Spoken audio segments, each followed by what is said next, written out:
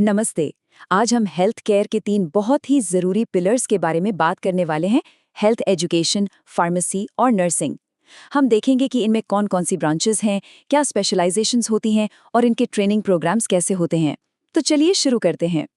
देखिए, इंडिया में एक मजबूत और असरदार हेल्थ केयर सिस्टम बनाने के लिए इन फील्ड्स में अच्छी एजुकेशन होना बहुत बहुत ज़रूरी है।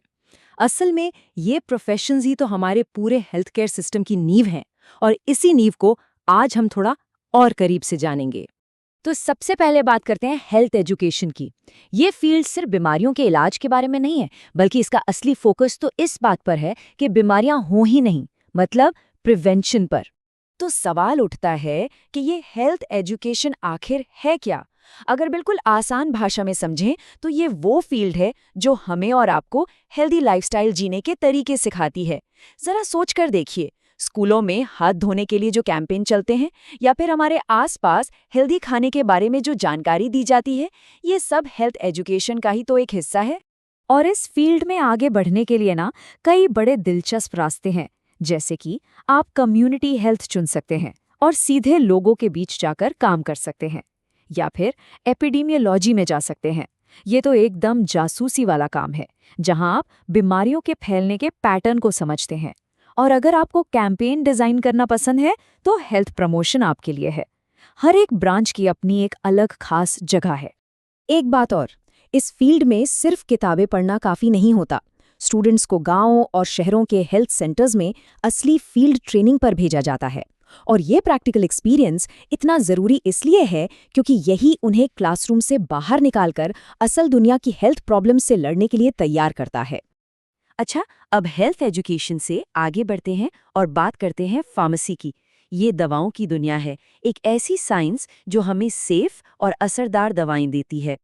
तो फार्मेसी का काम क्या है? सीधी सी बात है, दवाएं बनाना, उनकी क्वालिटी चेक करना, उन्हें सही मरीज तक पहुंचाना और सबसे ज़रूरी ये पक्का करना कि उनका इस्तेमाल बिल्कुल सेफ तरीके से हो।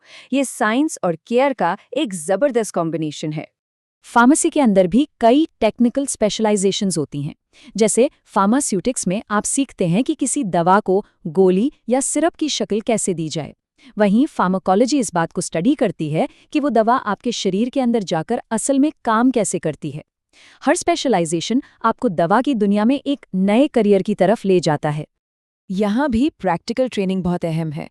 फार्मेसी स्टूडेंट्स को बड़ी बड़ी दवा कंपनियों में इंडस्ट्रियल ट्रेनिंग मिलती है, हॉस्पिटल्स में काम करने का अनुभव मिलता है और क्लिनिकल रिसर्च का भी हिस्सा बनने का मौका मिलता है। ये ट्रेनिंग उन्हें हर तरह के रोल के लिए तैयार कर देती है, चाहे वो किसी बड़ी कंपनी में रिसर्च करना हो या फिर किसी हॉस्पिटल में मरीजों की सेवा करना। चलिए अब बात करते हैं हमारे तीसरे और बेहद ज़रूरी पिलर की, नर्सिंग। अक्सर कहा जाता है कि नर्सिंग हमारे हेल्थ केयर सिस्टम की रीढ़ की हड्डी है। और ऐसा क्यों?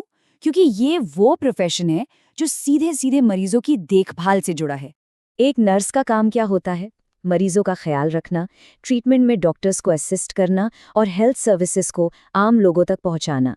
ये वाकई में डेडिकेशन और सेवा का प्रोफेशन है। नर्सिंग में भी आप अलग अलग फील्ड्स में स्पेशलाइज कर सकते हैं।